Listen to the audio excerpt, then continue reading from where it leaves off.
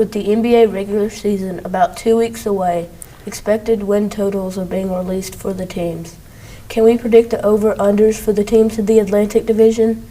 Hello, I'm Fletcher Armbrust, and welcome to NBA Take.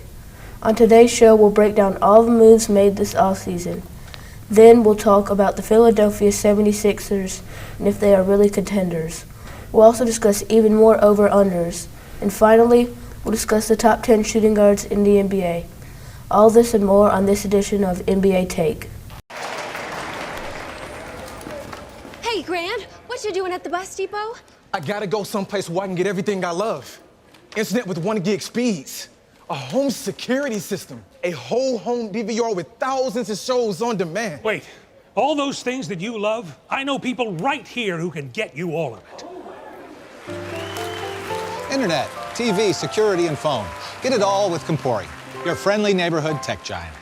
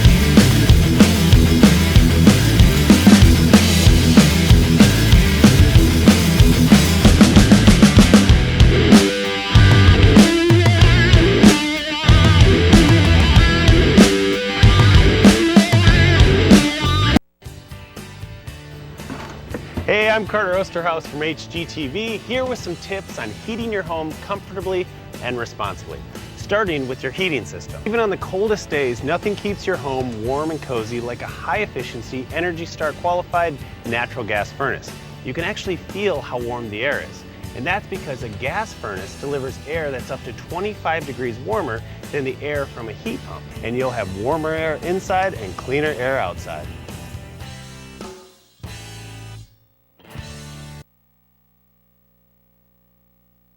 In the NBA, many fans like to predict the regular season record for the teams. The Boston Celtics won the division last year. Who will win it this year? Can we predict the over-under for wins? Joining us to give us their take are co-host and NBA fan TJ Armbrust. Thank you for being here. Thanks. So, about the Boston Celtics, do you think they'll win over or under 55 wins? I mean, they're a tough one to gauge.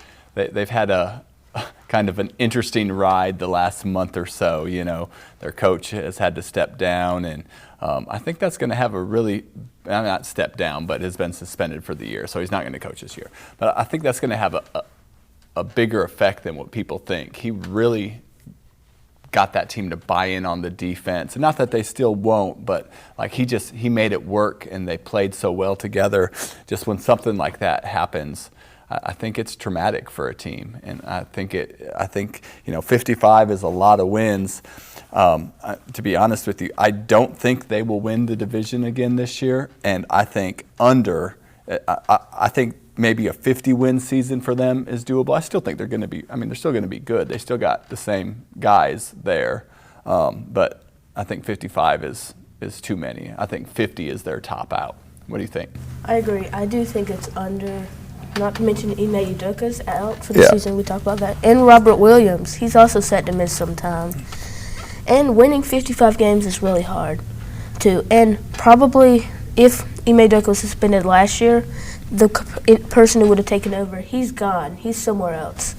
So I don't see them winning 55 games. Yeah, and you know, I think Jason Tatum is great, and I think Jaylen Brown are great, but I don't know that at some point, I think they're not going to be able to coexist together anymore. I mean, Jaylen Brown has been the subject of trade talks there for a couple of years, and I just think that kind of wears on him, and I think that can cause some strife within that team. I think so. I disagree. I think they fit together pretty well. Well, Even though with the trade talks, they haven't traded him yet, and he's. I understand that. I just think they're two similar players, and I don't see it continuing to work as well as it's been working. So. All right. So, will the Brooklyn Nets win over or under 45 wins? I also don't think the Brooklyn wins that division, but I do think they'll win at least 45 games. I don't think they'll win much more than that, but I think they'll win more than that.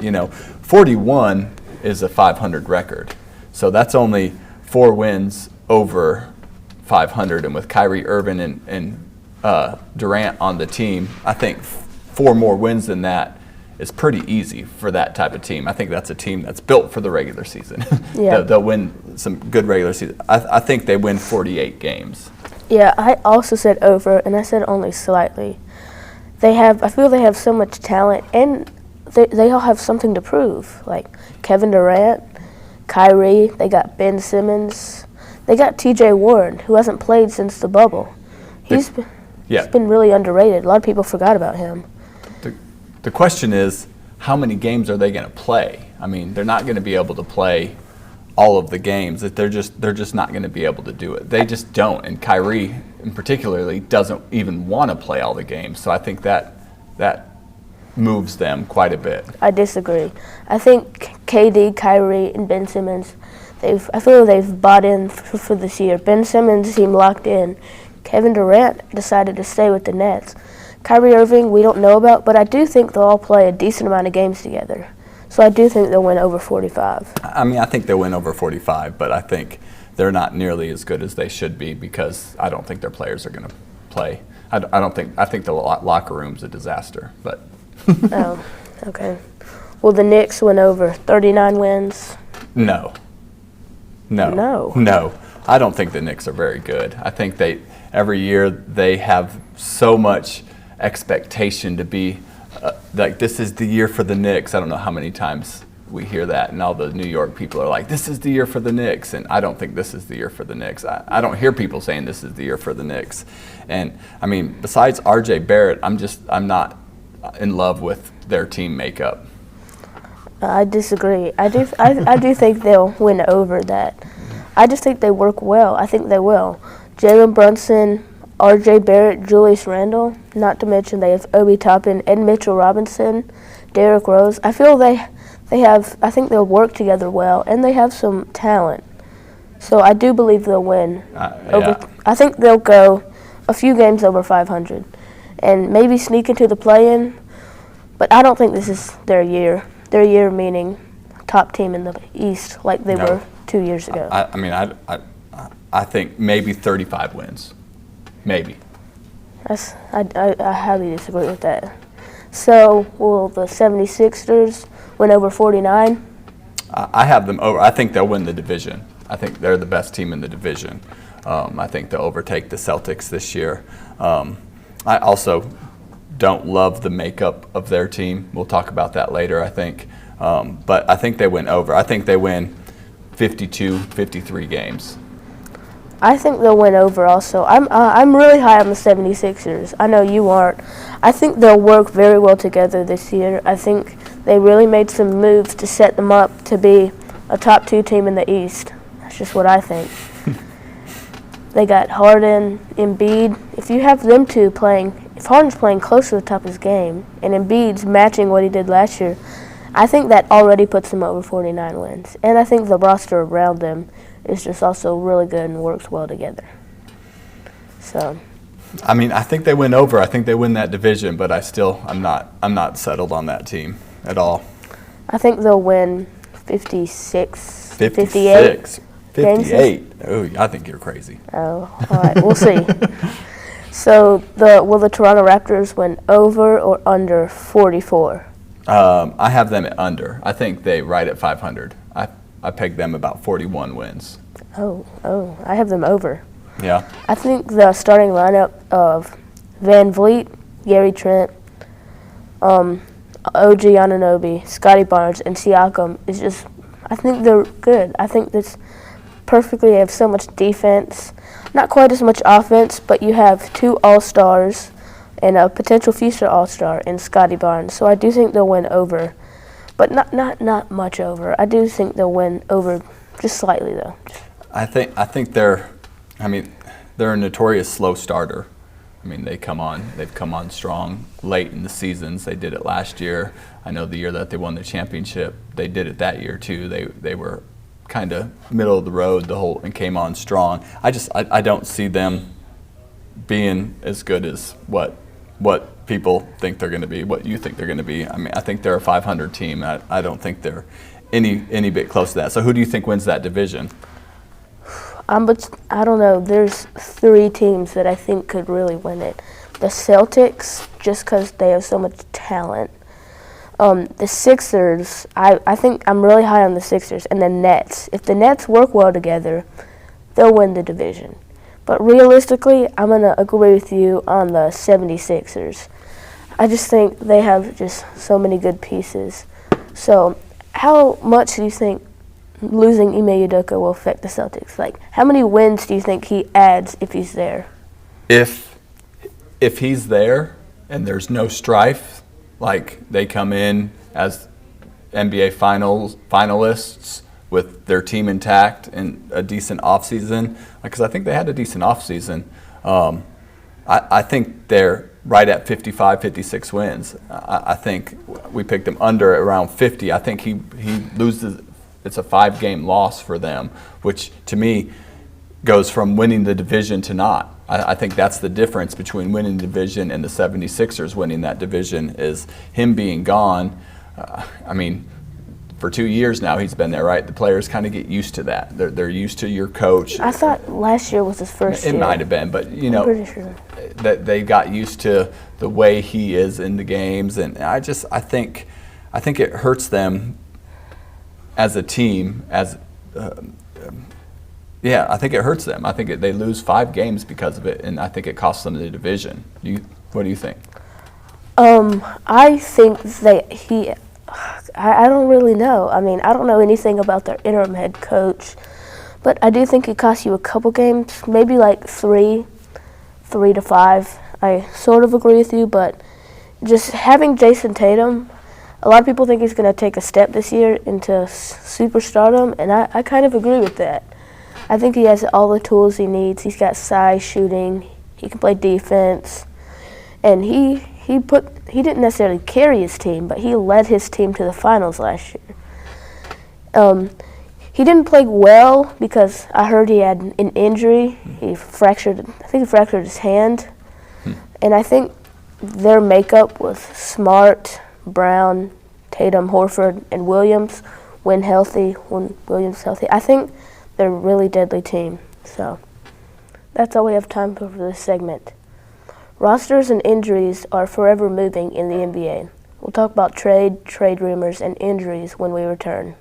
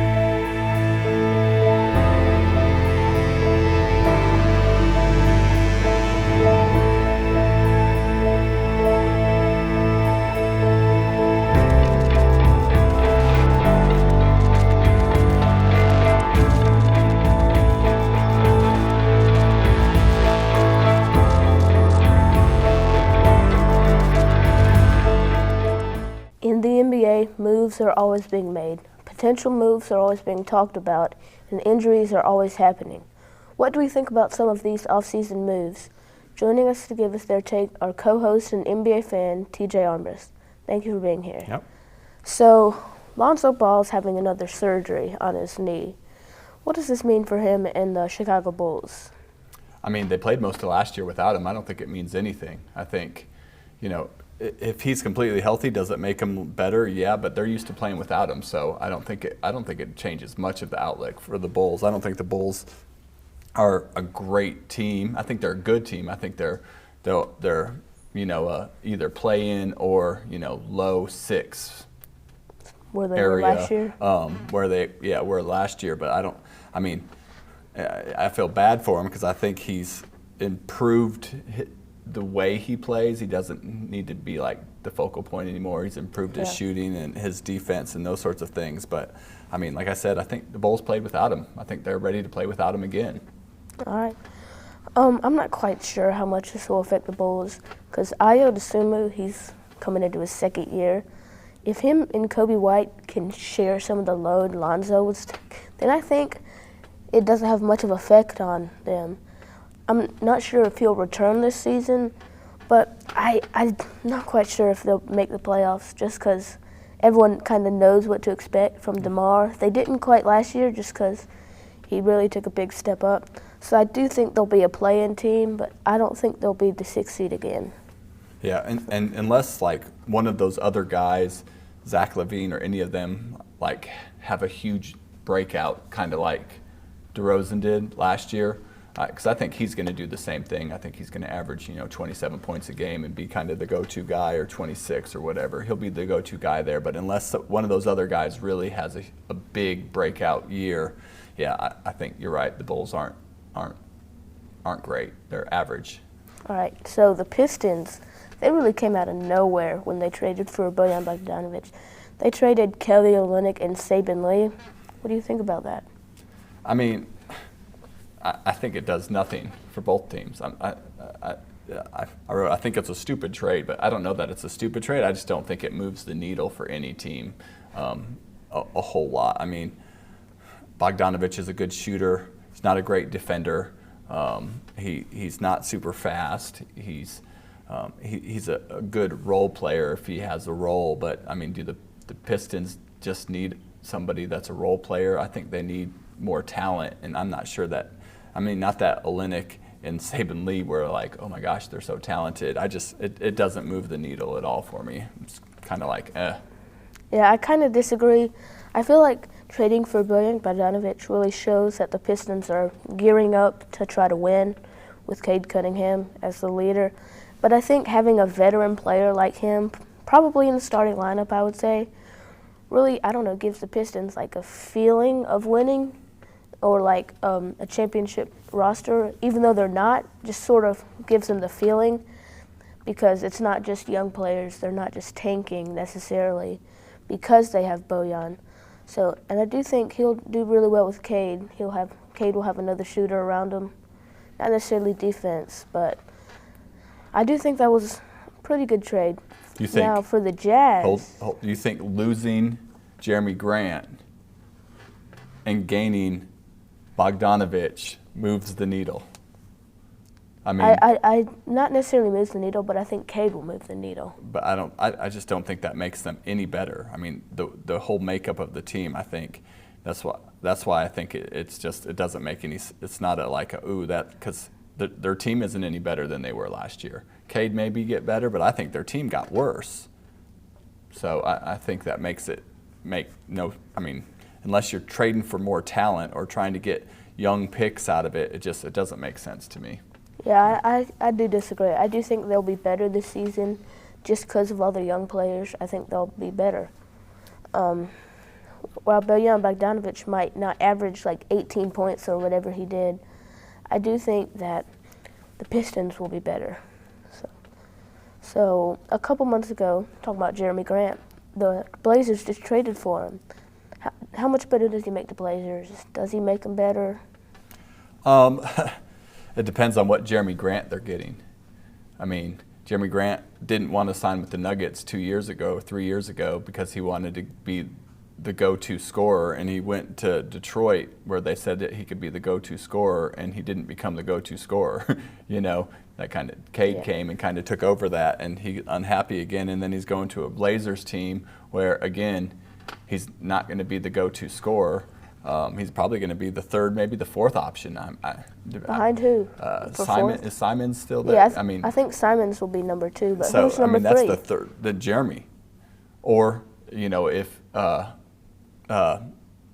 who's Jurkic. I don't know how that makeup. I just don't know how that whole makeup is going to work, and I don't think Jeremy Grant is. He's not a great three-point shooter. He's a good defender. He helps them on defense because they do need that because the Blazers are terrible. At defense, they are not a defensive team. They've never been a defensive team. They try to outscore you, and it depends on which Jeremy Grant they're getting. Are they going to get the guy that maybe played for the Nuggets a couple years ago, that bought into his role, that played good defense, and was the fourth or fifth option scoring wise? I think he's maybe the third option there, maybe, depending on the makeup of what they finally decide on their team. But, I'm not high on the Blazers this year anyway. I don't think they're nearly as good after they lost CJ, and I don't think trading for Jeremy Grant makes them infinitely better. So I do think Jeremy Grant makes the Blazers better. Not necessarily Grant himself, but they're getting back Lillard. And I do think having Lillard on the Blazers just makes them infinitely better. I project the starting line to be Damian Lillard, Anthony Simons, Josh Hart, Jeremy Grant, and Jusuf Nurkic.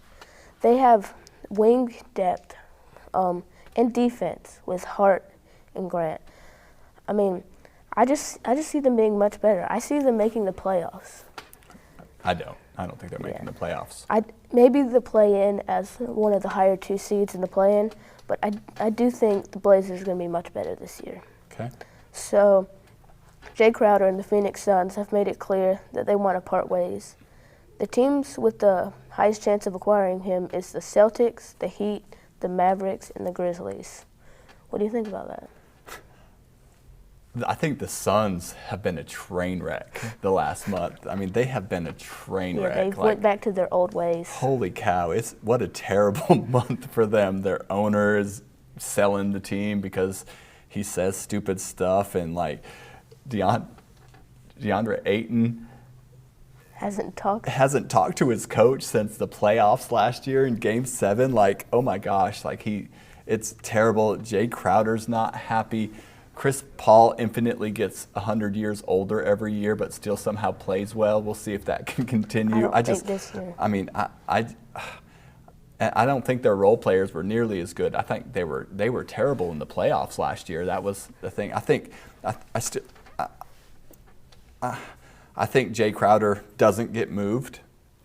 I think they keep him. I think this is a team that will look good in the regular season, but I think that their locker room is not good. I don't see them going far. I don't see them being a top 4 team this year. I think they'll be good in the regular season, but I think they'll be 45, 50 games good, and I think that doesn't get you in the top 4 in the West this year. I think the Suns have been a train wreck. Yeah, I do think he'll be traded because he didn't show up for anything really. So, but if he wants to start, these teams aren't exactly the best teams to go to if you want to start. Like the Celtics, he might start until Robert Williams comes back, maybe. The Heat, they're not going to start him. Yeah. The Mavericks, I don't see them starting him. And the Grizzlies, he might start until Jaren Jackson Jr. comes back. But, I think he just wants to be in a good situation, and the Suns are not that. And part of the problem is, he's obviously not in a good situation because he doesn't want to be in Phoenix, but he had a role there.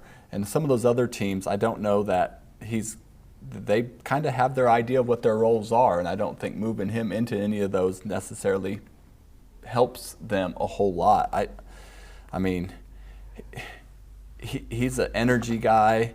He can shoot the 3 every now and then, but he's really streaky when it comes to that. I don't see him he's not an overly fantastic defender. I don't know that he has a whole lot of power to say where he wants to go or that he doesn't want to say. It's not like he's Chris Paul or one of these other guys that can kind of hold you hostage. He's just Jay Crowder. DeAndre Ayton doesn't have any power He either. does, and he's one of their best players, in my opinion. And so Jay Crowder, like, he really does. That's why I don't think he goes anywhere. I think they tell him show up and play, and I think he will because he wants his paycheck. I think he'll show up and he'll play the same role that he's always played and be that same type of player. And I still think nobody else will want him in the trade market. I don't see him going anywhere. I do think that there are teams that want him and could use him, but not quite as well as the Suns. I mean, he just fits perfectly alongside CP3, Booker, Mikal, and DeAndre. I think that's probably one of the best situations, playing-wise, he could be in. However, off the court stuff, that might be one of the worst situations he could be in. The coach doesn't talk to any of his players. They lost by 100 in Game 7. Yeah, it was bad. Yeah, it was bad. So, I mean, the Celtics, if they get him... DeAndre Ayton hasn't talked to his coach. This is the play. He wanted to be traded. He wanted to leave. He was a restricted free agent, and they weren't going to sign him. They said they weren't going to sign him, and then Indiana signs him to a offer sheet, and then they match it immediately. Like, what kind of mixed messages are you sending these guys? Yeah, I think he does not want to be here. You could just tell from media day. I loved his media day. They had so much focus on him, and now they're kind of like, not necessarily, they're the laughingstock of the league right now. Like, not necessarily they're bad, no, but they just don't know how to manage the NBA team. We've seen in years past, they've been terrible. Yeah, yeah. And then they started coming back, and then they weren't able to manage their franchise well. It is bad the way they've treated Ayton. And when a veteran wants out, that's when you know the situation is bad. Well, and he's $100 million. I mean, he signed a $111 million offer sheet. I don't know exactly what it was, but Ayton signed for a lot. And then your role players, Jay Crowder and other guys, they want out. They don't think it's working. So it's funny stuff. Yep. All right, hold that thought. Yep. This Philadelphia 76ers made moves this offseason to position Embiid for championship hopes. Did the Sixers do enough? Our take when we return.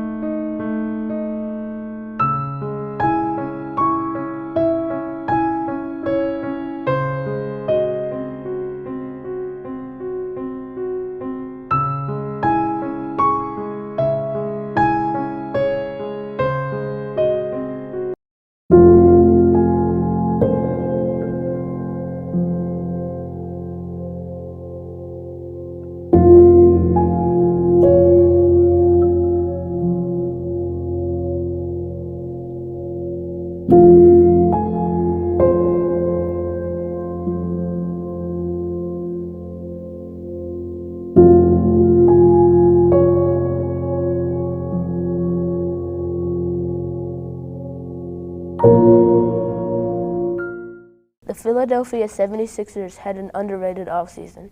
They re-signed James Harden, who seemed to be locked in, signed P.J. Tucker, Montrezl Harrell, and Daniel House. The Sixers also traded for DeAnthony Melton. Did the 76ers do enough? With us to give us our take is co-host and NBA fan TJ Armbrust. Thank you for being here. So, do you think the Sixers are real contenders?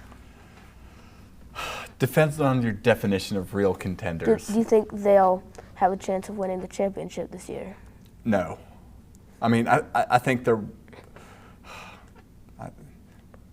No? I don't think they're going to win the championship. I don't think they make the conference finals. I'm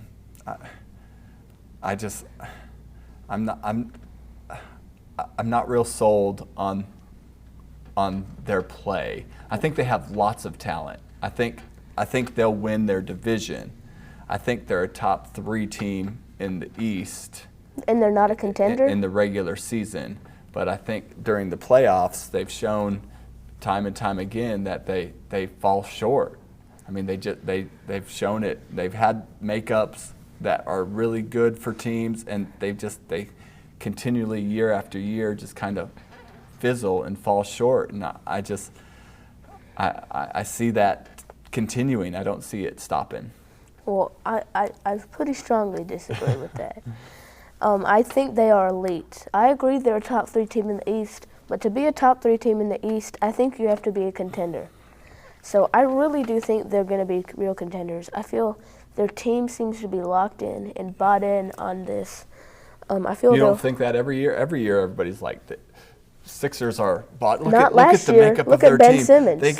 They got Harden even without Simmons and Embiid, and They didn't have Harden They last didn't year. have Harden at the beginning, but they were really sold on their team until they decided they weren't, and then they had to trade for Harden. I don't think anyone was really sold on their team last year. Ben Simmons. They were super happy with them. Oh, okay. So how good do you think Harden will be? It depends on what shape he comes in. You said he's bought in. We'll see what that really means. I mean, he has a tendency to, he's come in overweight the last 3 or 4 years and doesn't really seem to take the offseason very seriously. If he's taken the offseason seriously, then maybe they'll look different. But, it's almost, I don't know, it's almost like a nonchalant type of attitude. I don't see that killer attitude that you need to be the best teams and have the best players. I've never seen that from them. If you saw anything about Harden this offseason, you would know that he is in really good shape from what I've seen. I think he'll make the All-Star game, potentially an All-NBA team, like the 3rd team. MVP caliber, though, unless he's just something crazy, I don't think so. He's a lot of people's dark horse candidate for MVP, but I just don't see him getting it because I think Embiid will have a much higher chance. And since they're on the same team, I don't think 2 of them will be top tier. I think Embiid is the best player on that team Easily. by far. So I don't think James Harden is MVP. If the Sixers are good, then Embiid will be the one that's in the MVP conversation, I think, and not Harden. I think Harden is going to kind of do what he does. He'll have some triple doubles here and there. He'll pass the ball some. He'll make a lot of step back 3-pointers, but he'll also miss a lot. And it's just, I guess I hope, and maybe some of the new people around there will help, but I just question their leadership, because it always seems like they're one losing streak away from everything falling apart and the team turning on one another. And that's why I don't see them as a real contender, because I feel like there's too many egos in that locker room to really. Whose egos? Harden and Embiid. I don't think that's. I think you need to have more for the egos to be a problem. But do you think this is? They haven't proved otherwise yet. Do you think this is Embiid's year for MVP? Because it seems like sort of the stars are aligning for him. It depends on a lot of things. If he can stay healthy, which he's had trouble with, depending on how the Sixers play. I think he's had great years the last 2 years. Can he continue at that pace of play? It's hard to say. Yes. I think he'll be in the conversation. I don't think it's his year. I don't think he'll win it this year. So you think he'll be the best center in the league this year? No, I don't. Okay. I think Jokic is the best center. I think he's proven it the last 3 or 4 years, really. I think Embiid is right there, but I think Jokic is the best, and I think he'll continue to be that. So do you think the projected starting lineup of James Harden, Tyrese Maxey, Tobias Harris, P.J. Tucker, and Joel Embiid is the best in the NBA? No. No? Why not? I think it's a good Who's the starting best? lineup. I don't know. I'd have to really sit all the starting lineups next to each other. I think it's a good team. I don't know that it's the best. I don't think defensively they're like, oh my gosh, they're great. I think Embiid's a really, really good defender, and PJ Tucker's a good defender, and Maxey can be a good defender. But then you take away some offense at time. You know what I'm saying? Like it's not a great all around. I think it's a really solid lineup, which is why I think they're a top 3 team. But are they the best? I don't know. I think maybe Golden State has one of the better lineups, if not the best. I think The Nuggets have a really good lineup if everybody stays healthy. Yeah, I think the they're- Pelicans have a really good lineup. I mean, as long as everybody stays. So it's. I mean, I think at this point it's really hard to say. It's like saying on paper this is the best lineup. I don't necessarily agree, but I think they're a really good lineup. Yeah, so I didn't necessarily put these starting lineups beside each other, but I thought about a lot of teams, and I think the Sixers could have the best starting lineup on paper. Your defense take, I completely disagree with that. Joel Embiid has been a really good defender. PJ Tucker, he's literally can only play defense and shoot threes. Tobias Harris, not quite sold on not a him. great defender. Maxey can lock down when he needs to. Harden, not really, but Maybe the worst defender and point guard in the league. Like he does. have you forgot about Trae Young? I mean, they're in the same boat, the two of them. Like think Harden's better. Harden does not like defense. You watch him. You look up on YouTube, you'll find a bunch of videos of him like just letting people walk by him while he kind of like doesn't even like pay attention at all whatsoever. I think that's why they brought in DeAnthony Melton, because I think that's. So you're going to sit Harden and put in DeAnthony Melton? If you really need a defensive stop, you'll probably sit Maxey. Maxey's Or- a much better defender than Melton and Harden. Maxey's a good defender. But not DeAnthony Melton, or maybe sit Harris. So, it's just what I think. So, all right, hold that thought. Many NBA fans believe the Pacific Division is the best division in the NBA. Can we predict their over-under for their win totals? Our take when we return.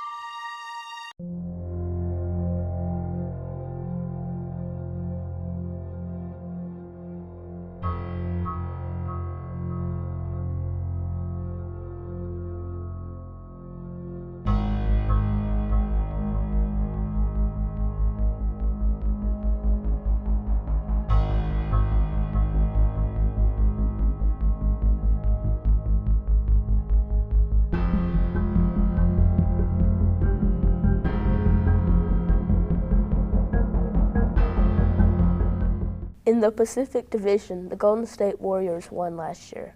Who will win next year? They are widely considered to be the best division in the NBA. Can we predict their over-unders for their win totals? Joining us to give us their take, our co-host and NBA fan, TJ Armas. Thanks for being here. So, will the Golden State Warriors win over under 51 games?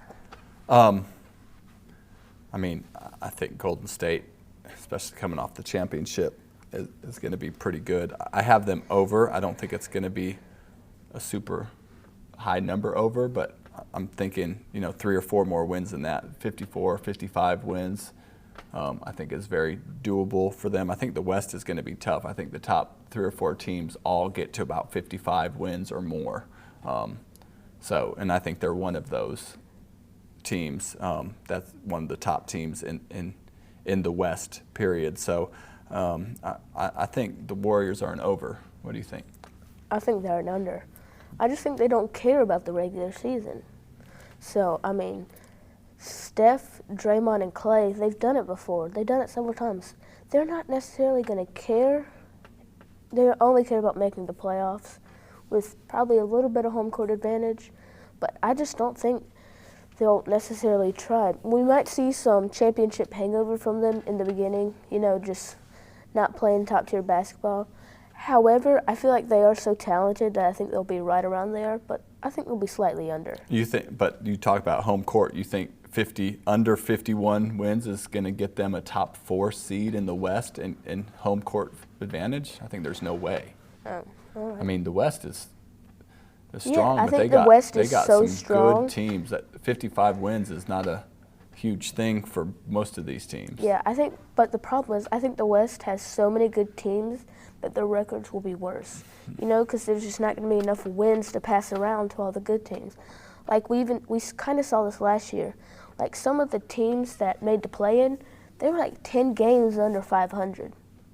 So, I don't know. I just don't see there's enough wins to go around. I think if the play-in teams are 10 games under 500, then those top teams got those wins, I don't which is think why that'll they're, be the they're case 54. this year. Okay.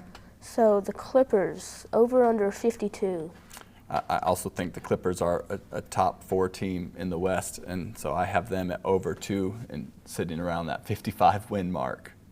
I think they'll be under. I think they'll disappoint some teams or some fans this year. I don't see them working that well together. I think you got Kawhi and Paul George, and that's enough to win almost 50 games. But I just don't think the other people around them are that good. Well, you've said under for both these teams. What do you think their win total is then? I think right around 50. So just barely Just under. barely under, yeah. I think they're just good enough to get about 50 wins. I don't think John Wall will be that good. No. I'd really like him to. It'd be cool to see him good, but I don't. I just don't see it. So the Lakers, I think I might already know your answer for 45 games. Over under 45 games. I don't see Lakers as a top 4 team. I see them under Knew it. 45 and maybe even significantly under, depending on how. I mean, they're an old team. Their team is old, and they've got to be able to withstand that for a long season. And you know, how many games is LeBron going to play? How many games is Anthony Davis going to play? And past that, and Russ, and the whole makeup of everything, it seems like it's screaming under. And I'm thinking like significant, like I'm thinking that they get to maybe get a play-in with 35 wins, but like 35? 35 wins, yep. Unless there's a significant injury. How many wins did they have last year? It was I don't about know, not that, yeah, wasn't not it? that much. But I think unless there's a significant injury to LeBron, I think they get over, but slightly. I think they hover around that 45, just a couple games above 500. I just think, I don't know, I feel like they'll work together with a year under their belt with their big 3. Do you think the teams in the West are scared of the Lakers? I think mean, they're scared of LeBron. You do? Yeah. I don't think anybody is anymore. I don't think the teams are scared of him. But I I don't think the problem with them is the teams, they've already kind of written them off. But I think the Lakers won't write back. So I don't see them as a very good team this year. I think the makeup of the team is not good. It just doesn't make sense. I think a lot of the Western teams got better, and they didn't. And you don't think they got better? no, I don't. I really don't. I think they're, yeah. I don't think the makeup of the big 3, if Westbrook is the other third in there, if you're talking the big 3 with Patrick Beverly, which I don't think he's a big. No, I was talking about with Westbrook. I figured you were, but I don't see it. All right, so the Suns over under 52 games. The Suns, I picked them over.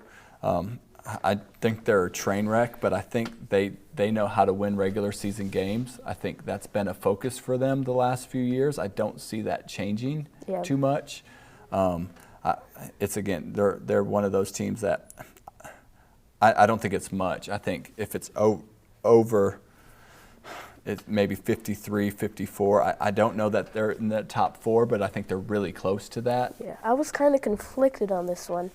Because while the Suns, they've seemed to be a train wreck, they won I think they won over 60 games last year. Mm-hmm. Dropping about 10 games, that seems quite crazy because they didn't really lose anyone. Yep. And if they lose Jay Crowder, I mean, it's not like he added that many wins anyway. I don't think he added any wins to So that team. I went under, but like literally by 1 game, 1 or 2 games. So the Sacramento Kings over under 32 games. I mean, go ahead. I think they'll win over. I think from what we saw last year, De'Aaron Fox and Domantas Sabonis worked well together. Was a full season, I think just De'Aaron Fox and Sabonis working well together like they were last year, I think they can win them 30 games. But you've got other players like Davion Mitchell. You've got, I think Harrison Barnes is still there. I just feel like they have enough talent to get over 32. I don't think they'll be 500, but I do think they'll be over 32. I think that's a little low for them. I think that's one of the teams that gets some of those other teams to 55 wins. I don't think. I think they're under. I don't think. Yeah, there's so many teams that you could throw out a name or two from their team like this that makes this team able to win. I mean, they're NBA teams. They can beat anybody on any given night, but I think consistently that they're going to struggle. Sabonis isn't a scorer consistently, and I think that's going to be hard. And Fox can be streaky at times, and I think that's going to be hard on them. I just don't see consistency from them as a team, as a whole. And in their decision-making, I think getting rid of Halliburton was a terrible, huge mistake, because I think he's going to be a superstar in this league in the next couple years, maybe even this year, depending on how, the step he takes. So I think they're under. I wouldn't be surprised if they win 25 or less. So, real quick, who do you think is going to win the division? I think the winner of the division is the Clippers. I'm going to go with the Warriors. I think they'll win the division. Okay. All right, hold that thought. A hot topic during this offseason is rankings. With Donovan Mitchell recently traded, a lot of attention is on shooting guards. We will discuss NBC Sports' top 10 shooting guards when we return. They stole a life. Stop. Stop. Stop the violence. They stole a father. Stop. Stop. Stop the violence. They stole a friend. Stop. Stop. Stop the violence. They stole potential. They stole a spirit, a dream. Son. They stole family. They stole a piece of my heart. Stop. Stop. Stop the violence. It's not the answer. It's not the answer.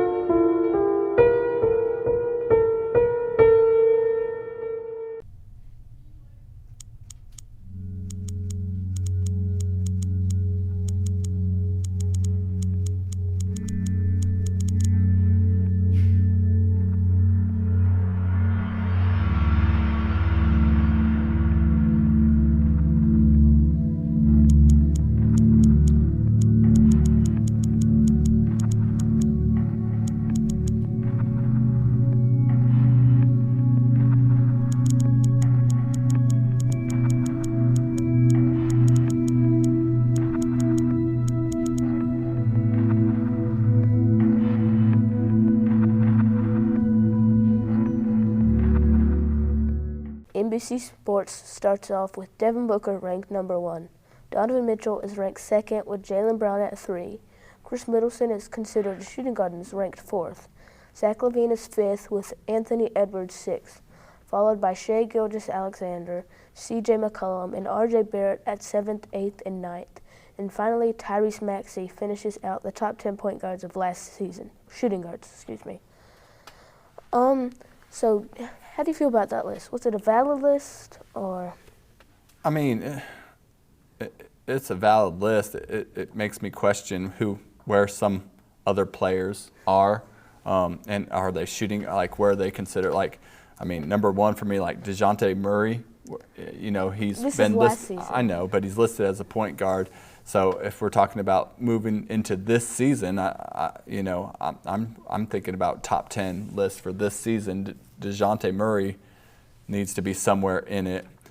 Desmond Bane, I think he's highly underrated as a shooting guard. He's maybe the best on-ball defender in the league right now. He's up there, and he can shoot the 3 at a really high level. I mean, look back at Memphis' season, and he was on every point guard or their best guard the entire season, and he did extremely well on them. Where's Klay Thompson? I mean, if Klay comes This is back, a ranking of last season. I know. Klay didn't Even play enough games to be considered Bradley Beal, top 10. Tyler Hero. These Bradley are Beal all also guys. did not play enough games. But I'm looking at the list. You asked me about the list, so I'm answering on the list. I think that even, they made a list from last year, but they're ranking them for the top 10 for this year. That's not what the ranking. So it was I just a ranking looking back on last season. I'm not looking back anymore. I'm looking forward, and I'm trying to rank top 10. Who's your top 10? So at number 1, I agree. I have Devin Booker, Donovan Mitchell's at 2.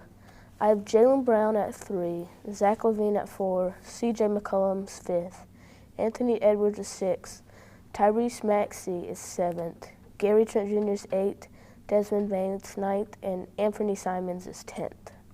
Okay. So for the list, the NBC Sports list, Chris Middleton is up there. That was not on mine, and Shea. I consider them. I mean, Chris other Middleton positions. was hurt quite a bit last year. He but played enough he games. He made the list. I mean, but it's like, where do you balance? Who gets? Let's pick a number and say you have to play this many games to get into the list. I chose 41 games. If you played 41 games or over, you qualified. Okay, so who cares about last year? What's the list for this year? Who do you add and who do you subtract?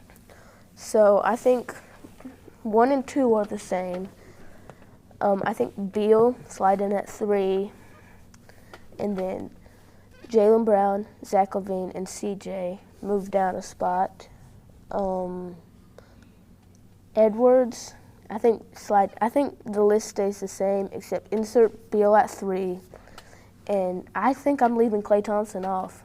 You don't put DeJounte Murray in there because he's going to be a shooting guard because Trey's going to be listed as a point guard, so he's got to be the shooting guard. So I think I'll throw in DeJounte at 7th. I mean, I think. Or I'll throw him in at 7th. Yeah. One of the things it's kind of ridiculous about the NBA. It's kind of like I like the way they do the All-Star game. Is you're voting for front court and back court. Because everybody almost now, if you're a guard, you're a combo guard. You handle the ball and you're supposed to score, or you're a front court player. Even some of the small forwards are really shooting guards. Like who? I mean, all kinds of small forwards could play shooting guard. They slide them back and forth. I mean, some of these guys will play shooting guards at time. Even like Anthony Edwards, he's a shooting guard, but sometimes he may be the 3 on the team on your team. Like your 3 perimeter players. For a lot of teams are very interchangeable. They play all 3 positions: point guard, shooting guard, small forward, or they're guarding all 3. I mean, they want people to play so positionless now, but yet we always clump them into positions. Because it's just an I do easy think way to DeJounte is really good. I think he may be a top 3 shooting guard this year. I think he's that good. I think he can score. He doesn't need to, but he can score. He can get to the basket. He's an excellent defender. He's a great passer. He does it all on a regular, consistent night in and night out basis. I think being in Atlanta, I think you get to at least see him more or hear from him more, because the Spurs are they're like the workmen of the NBA. They kind of just do their job and do their thing, and alongside Trae Young, he's going to get more exposure, and so people get to see his game a little bit more. I kind of disagree. I do think he'll drop a little bit. Top 3, I think that's quite ridiculous. His defense is good, but Trae takes away a lot of his offense. He was a really good playmaker. He had the ball in his hands. I'm just not sure that the two will work together well on the offensive side. Atlanta by needs more maximizing offense. Atlanta needs more offense. I mean, they got Trae, but they need other people Trae besides is their Trae. offense. That I know, and that's why they need somebody like DeJounte Murray that can score too. I mean, there's I lots think they of need good more defense. guards. I don't think they need more And offense. DeJounte Murray brings great defense. Yeah, so but they don't need offense, and They they do. both need the ball in their hands. I mean, they've proven that they can't just get there with Trae. They can't rely they everything have on proven him. it. They made it to the Eastern Conference And Finals. what did they do last year? I don't. They maybe didn't, remember. because they counted everything on him, and they can't do that. You might run a hot guy for a while and be able to follow them But like, you need other people that consistently can score, and that's what DeJounte does. I think by far, easily, he's a top 3 guy. That's why they traded for him. That's why they wanted him so much. Devin Booker, Donovan Mitchell, yeah, and then I'd throw in DeJounte Murray right there. Not Bradley Beal? No. I No? think Bradley Beal is a good scorer, but he doesn't do everything else. I think DeJounte Murray is an all-around player. He does it all. He plays defense, he plays offense, he's great at both. He passes, he rebounds, he does everything. Bradley Beal doesn't do that. Bradley Beal, he can score, but he doesn't care much on the defensive end. He's not a playmaker. He doesn't get his teammates involved. So, I mean, I think DeJounte's really good. And then I move a bunch of people down. I think Shea could be easily higher. I think I have him. You think he's a shooting guard? Shea? Yeah. I mean, he's one of those combo guards. So our combo He's going to guards. miss some time this season. Our combo guards, shooting guards, most. I feel like the Thunder have 2 combo guards. They have Josh Giddey and Shea. One of them's going to start at point guard, and one of them's going to start at shooting guard when they're healthy. But if Shea's a 1, he's a top 10. Giddey, not top 10 on either list. No, yeah, I agree, but I think Giddey handles the ball more. I think he's more of the passing playmaker, but Shea's more of a do-it-all type of guy. I do like CJ. I think CJ's up there. I don't think he'll be here next year. I think he'll be a point guard because he's going to handle agree. the ball almost exclusively, at the point guard role for the Pelicans. And see, Anthony Edwards is one. I know he's played shooting guard. He's played shooting guard, but I could see him easily as a small forward too, just because of his body type and how strong he is. That it's almost better for him. Well, it just depends. As a shooting guard, he gets. If it's a smaller guard, he's having to play, but then your small forward comes and guards him anyway. So, I know you're really high on Anthony Edwards. I'm not nearly as high on him as you are. We actually, I have Anthony Edwards in the same place as the list. We both have them at 6. We also both have Booker and Mitchell at 1 and 2. But Chris Middleton, I don't think he should be on this list. If we're talking about last season, I think he's a small forward. I'm talking about both, but I think Middleton, if he's on the list, is a lot lower. It depends on what he's going to bring this year. He definitely showed some frailty last year.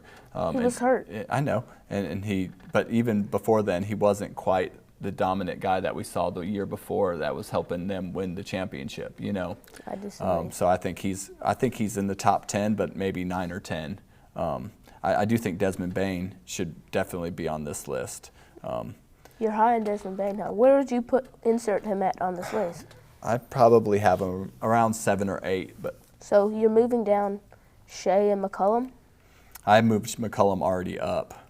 Okay, I moved Edwards down. I moved Zach LaVine you think down. Bane's I moved better? Middleton, LaVine off of this list. I'd move everybody: Brown, Middleton, LaVine, down, all of them, and move Shea up, and I'd have DeJounte in there and Desmond Bane and CJ all above them. All right. So. That's all we have time for today's show. Thank you for being here. That's all we have time for today's show. If you have comments or suggestions for our show, you can contact us at the address on your screen or email us at learn.tv@lcsd.k12.sc.us. Thank you for watching this episode of Learn TV's NBA Take, and you hope you join us next time.